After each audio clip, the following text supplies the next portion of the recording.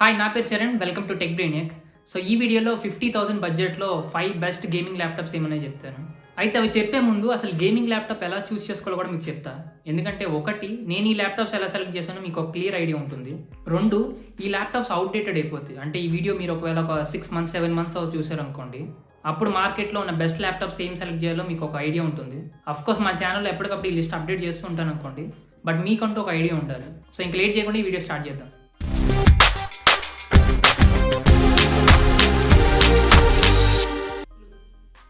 CPU and GPU సింపుల్గా మాట్లాడుకుంటే processor ఇంకా graphic card.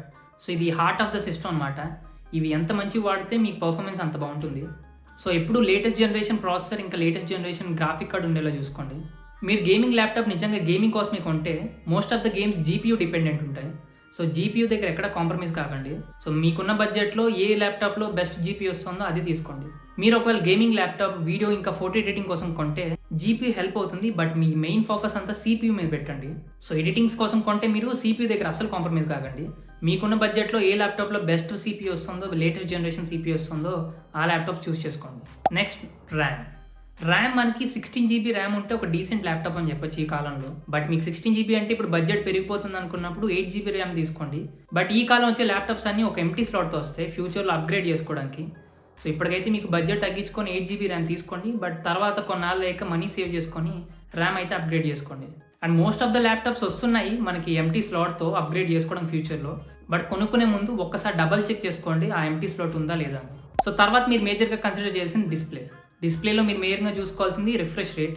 So higher the refresh rate, lower the resolution ఉంటుంది. అంటే మీరు ఒకవేళ 4K ప్యానల్ తీసుకున్నారనుకోండి, అందులో హయ్యర్ రిఫ్రెష్ రేట్స్ అవ్వవు. సో ఇప్పటికైతే మనకి మార్కెట్లో 360 Hz వరకు రిఫ్రెష్ రేట్ వెళ్తుంది. ట్రెడిషనల్గా వచ్చే ల్యాప్టాప్స్ అన్ని మినిమం 60 Hz వస్తాయి. అంటే 120 Hz 140 Hz ఇలా వింటూ ఉంటాం కదా, అదే రిఫ్రెష్ రేట్. ఇంకోటి దృష్టిలో పెట్టుకోండి, మీ ల్యాప్టాప్ ఒకవేళ హయ్యర్ రిఫ్రెష్ రేట్ సపోర్ట్ చేసే డిస్ప్లే ఉన్నా, ఇంకా మీరు ఆడే గేమ్కి కూడా హయ్యర్ రిఫ్రెష్ రేట్ ఉన్నా, మంచి CPU లేకపోతే దాని ఫుల్ అడ్వాంటేజ్ మీరు తీసుకోలేరు. ఒకవేళ మీరు ఎడిటింగ్ కోసం గేమింగ్ ల్యాప్టాప్ కొంటే రిఫ్రెష్ రేట్ పట్టించుకోవద్దు. మీరు ఇక్కడ ప్యానల్ చూసుకోండి, 4K ప్యానల్ మినిమం ఉండేలా చూసుకోండి. మీరు ఒకవేళ 4K ఎడిట్స్ చేయట్లేదు, నేను ఇప్పుడు ఇంకా 1080లోనే ఉన్నా అనుకున్నా 4K ప్యానలే కన్సిడర్ చేయండి. ఎందుకంటే మీరు ఫ్యూచర్లో అప్గ్రేడ్ అవ్వచ్చు 4K రికార్డింగ్స్కి. అప్పుడు మళ్ళీ ల్యాప్టాప్ మార్చడం అవ్వదు కాబట్టి ఇప్పుడే కొనుక్కునేటప్పుడు 4K ప్యానల్ కన్సిడర్ చేసుకోండి. ఒకవేళ మీరు కలర్ కరెక్షన్, కలర్ గ్రేడింగ్ లాంటివి చేస్తాను ఎడిటింగ్లో అంటే, మీకున్న బడ్జెట్లో అవైలబుల్ ఉన్న ల్యాప్టాప్స్లో the most colour accurate display ఉన్నది తీసుకోండి. DCI P3 లేదా Adobe RGB కలర్ గ్యామ్యులేట్ ఇలాంటి ఫీచర్స్ కూడా ఉంటే ఇంకా మంచిది. కలర్ గ్రేడింగ్ చేస్తే మీరు ఒకవేళ ఫొటోస్ లేదా మీ వీడియోస్కి, లేకపోతే అవసరం లేదు. నెక్స్ట్, బ్యాటరీని మీరు 8 hours బ్యాకప్ ఉండేలా మినిమం చూసుకోండి. అంటే మీరు గేమింగ్ కోసం ల్యాప్టాప్ కొంటే మీరు హై పర్ఫార్మెన్స్, అదే గేమింగ్ టెక్నాలజీలో మాట్లాడుకుంటే టర్బో మోడ్. సో ఆ టర్బో మోడ్లో పనిచేయడానికి ఎప్పుడు పవర్ సప్లై కనెక్ట్ చేసే ఉంటారు. సో ఒకవేళ పవర్ పోయిందనుకోండి, అప్పుడు మినిమం 8 hours బ్యాకప్ అయినా ఉండేలా చూసుకోండి. ఇంకా అదర్ స్పెసిఫికేషన్స్, సో ఇంకా చిన్న స్పెసిఫికేషన్స్ మీరు ఏం కన్సిడర్ చేయాలంటే, ఒకటి కీబోర్డ్. సో కీబోర్డ్ ఏముంది, కీబోర్డ్ ఏదన్నా పర్లేదు అనిపించవచ్చు మనకి, బట్ కీబోర్డ్లో ఆ కీస్ ట్రావెల్ అయ్యే డిస్టెన్స్ ఇంపార్టెంట్. 1.5 mm లేదా 2 mm ఉంటే ఇంకా మంచిది మనకి. సో దీనివల్ల అడ్వాంటేజ్ ఏంటంటే, మీరు గేమింగ్స్లో ఈ షూటింగ్ గేమ్స్ ఆడేటప్పుడు కీబోర్డ్ ఎక్కువ వాడతారు. సో దాన్ని నొక్కి పాడైపోకుండా ఉండడానికి మనకి 1.5 mm ఉంటే కొంచెం ఎక్కువ కాలం పనిచేసే ఛాన్సెస్ ఉంటాయి. ఇంకా పోర్ట్స్, సో వేరే డిస్ప్లే కనెక్ట్ చేసుకోవడానికి HDMI పోర్ట్ ఉండేలా చూసుకోండి, ఈథర్నెట్ పోర్ట్ ఉండేలా చూసుకోండి, ఇంకా ఆడియో జాక్ 3.5 mm జాక్ ఉండేలా చూసుకోండి, SD కార్డ్ పెట్టుకునే స్లాట్ ఉండేలా చూసుకోండి. సో మ్యాక్సిమం ఎక్కువ పోర్ట్స్ ఎన్ని ఉంటే అంత మంచిది మనకి. ఇంకా USB పోర్ట్స్ కూడా లేటెస్ట్ వర్షన్ ఉండేలా చూసుకోండి. ఇప్పుడు లేటెస్ట్ వర్షన్ 3.1, సో 3.0 కూడా పర్లేదు మనకి. అండ్ పోర్ట్స్ కూడా మనకి ఇప్పుడు USB-A, USB-C కూడా ఉండేలా చూసుకోండి ఒకటేనా. ఇంకా లాస్ట్ కన్సిడర్ చేయాల్సిన విషయం వెయిట్. సో చాలామంది వెయిట్ అనగానే అసలు పట్టించుకోరు, వెయిట్ ఎంత ఉంటే ఏముంది అనిపిస్తుంది. సో బట్ వెయిట్ ఎందుకు ఇంపార్టెంటో చెప్తా మీకు. మీరు గేమింగ్ ల్యాప్టాప్ అనగానే బేసిక్గా అది ఎక్కువ తిప్పరు. సో ఒక చోట స్టేషనరీగా పెట్టేసి వాడుకుంటారు బేసిక్గా. సో వెయిట్ తక్కువ ఉన్న దానికన్నా ఎక్కువ ఉన్నదే కన్సిడర్ చేసుకోండి. లేదు నేను ట్రావెల్ చేస్తాను, ఎక్కువ తిప్పుతూ ఉంటాను, నాకు తక్కువ వెయిట్ ఉన్నది కావాలంటే అప్పుడు కూడా వెయిట్ ఎక్కువ ఉన్నది కన్సిడర్ చేసుకోమని చెప్తాను. ఎందుకంటే తక్కువ వెయిట్ ఉందంటే సన్నగా ఉంటుందని చెప్పి. సో గేమింగ్ ల్యాప్టాప్ అనగానే మనకి హై పర్ఫార్మెన్స్ GPU ఇంకా CPU వాడతారు మీరు. సో అప్పుడు చాలా హీట్ జనరేట్ అవుతుంది. సో సన్నగా ఉన్నప్పుడు ఏమైందంటే ఫోమ్ ఫ్యాక్టర్ తక్కువ ఉన్నప్పుడు ఆ హీట్ జనరేట్ అయింది బయటకు డిస్పర్స్ అవ్వడానికి చాలా ఇబ్బంది పడుతుంది. ఇంకా సన్నగా ఉంది, లైట్ వెయిట్ అనగానే మనకి లోపల మంచి కూలింగ్ సిస్టమ్ లేదు అని అర్థం. సో మంచి ల్యాప్టాప్ దొరికి వెయిట్ ఎక్కువ ఉందని వదిలేసుకోకండి. So I hope it's clear no మీరు గేమింగ్ ల్యాప్టాప్ ఎలా చూస్ చేసుకోవాలి అనే విషయంలో మీరు. సో ఇప్పుడు మనం 50,000 బడ్జెట్లో ఇప్పుడు బయట మార్కెట్లో ఉన్న బెస్ట్ 5 ల్యాప్టాప్స్ ఏమున్నాయో చెప్తాను మీకు. సో ఇంకా ఈ వీడియో లాస్ట్లో ఈ 5 వాటిలో ఒకవేళ నేను కొంటే ఏది కొంటాను, ఎందుకు కొంటాను కూడా చెప్తాను మీకు. సో ఫస్ట్ లిస్ట్లో ఉంది మనకి Xiaomi వాళ్ళ Mi నోట్బుక్ హారిజాన్. సో మీ నోట్ హారిజాన్లో మనం ఫస్ట్ ప్రాసెసర్ చూసుకుంటే 10th జనరేషన్ i5 ప్రాసెసర్ వస్తుంది. ఇంకా డిస్ప్లే వచ్చేసి మనకి 14 ఇంచ్ డిస్ప్లే వస్తుంది ఇందులో. అలాగే రిజల్యూషన్ మాట్లాడుకుంటే మనం 1080p రిజల్యూషన్ వస్తుంది, అంటే full HD resolution. So RAM మనకి 8 GB ర్యామ్ వస్తుంది. సో మీరు ఇక్కడ దృష్టిలో పెట్టుకోవాలి, ఈ ల్యాప్టాప్లో మనకి ర్యామ్ అప్గ్రేడబుల్ లేదు, అంటే ఎంటీ స్లాట్ ఇవ్వట్లేదు ఇందులో. ఇంకా మెమొరీ వేరియంట్ చూసుకుంటే 512 GB SSD వస్తుంది మనకి. సో గ్రాఫిక్ కార్డ్ ఉంది NVIDIA MX 350. అలాగే గ్రాఫిక్ మెమొరీ చూసుకుంటే మనకి 2 GB కార్డ్ వస్తుంది. So operating system Windows 10 home వస్తుంది. అలాగే MI స్మార్ట్ ఫీచర్స్ సాఫ్ట్వేర్లు కొన్ని వస్తాయి. ఇంకా దీనికి కెమెరా మనకి వెబ్ క్యామ్ చూసుకుంటే అదొకటి ఎక్స్ట్రా ఇస్తారు. సో సెక్యూరిటీ వైజ్ ఇది ఒక అడ్వాంటేజే, ఎప్పుడు కావాలంటే అప్పుడు మాత్రమే పెట్టుకోవచ్చు. సో వెబ్ క్యామ్ ఏమైనా హ్యాక్ అయింది, ఎవరైనా చూస్తున్నారా, ఇలాంటి భయాలు ఉండవు మనకి. సో నెక్స్ట్ ల్యాప్టాప్ వచ్చేసి Lenovo IdeaPad L340. So Lenovo IdeaPad processor చూసుకుంటే మనం ఇది 9th generation Intel core i5 processor వస్తుంది. అలాగే డిస్ప్లే మనకి 15.6 ఇంచ్ డిస్ప్లే వస్తుంది.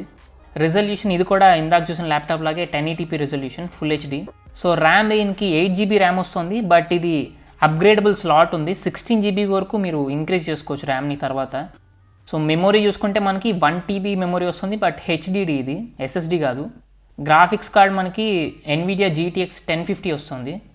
సో గ్రాఫిక్ కార్డ్ మెమొరీ వచ్చేసి 3 GB కార్డ్ వస్తుంది మనకి. ఆపరేటింగ్ సిస్టమ్ విండోస్ 10 హోమ్ ఇందాకట్లాగే. ఇది కామన్, అన్ని విండోస్ ల్యాప్టాప్స్ ఇంక్లూడ్ చేశాను. ఆబ్వియస్లీ మ్యాక్ వాళ్ళు ఎలాంటి గేమింగ్ ల్యాప్టాప్ స్పెసిఫిక్గా ఏది రిలీజ్ చేయలేదు. అండ్ తర్వాత ల్యాప్టాప్ వచ్చేసి మనకి Acer Aspire 7 ప్రాసెసర్ చూసుకుంటే మనం ఇది Ryzen 5 క్వాడ్ కోర్ ప్రాసెసర్ వస్తుంది. అలాగే డిస్ప్లే చూసుకుంటే 15.6 డిస్ప్లే. సో రిజల్యూషన్ ఇది కూడా 1080p resolution full HD. RAM 8 GB RAM వస్తుంది, బట్ ఇది కూడా ర్యామ్ అప్గ్రేడబుల్, మీరు 32 GB వరకు ర్యామ్ ఇంక్రీజ్ చేసుకోవచ్చు తర్వాత. ఇంకా మెమొరీ వేరియంట్ చూసుకుంటే మనకి 512 GB SSD వస్తుంది. గ్రాఫిక్ కార్డ్ ఇందులో NVIDIA GTX 1650 వస్తుంది. అండ్ ఈ గ్రాఫిక్ కార్డ్ మనకి 4 GB కార్డ్ వస్తుంది, అండ్ ఇది GDDR6 వస్తుంది. ఇప్పటివరకు చూసిన గ్రాఫిక్ కార్డ్స్ అన్ని మనకి GDDR5 అనమాట. అండ్ ఆపరేటింగ్ సిస్టమ్ మళ్ళీ మామూలే విండోస్ 10. సో నెక్స్ట్ లిస్ట్లో ఉన్న ల్యాప్టాప్ మనకి MSI gaming laptop GF63. So MSI gaming laptop చూసుకుంటే మనం ఫస్ట్ ప్రాసెసర్ వచ్చేసి మనకి ఇది కూడా 9th generation Intel core i5 processor వస్తుంది. డిస్ప్లే ఇది కూడా 15.6 ఇంచే. రిజల్యూషన్ కూడా మనకి కామన్గా వచ్చింది, ఇందులో కూడా 1080p resolution. So RAM 8 GB RAM వస్తుంది. సో ఇది మెమొరీ వచ్చేసి 512 GB SSD వస్తుంది.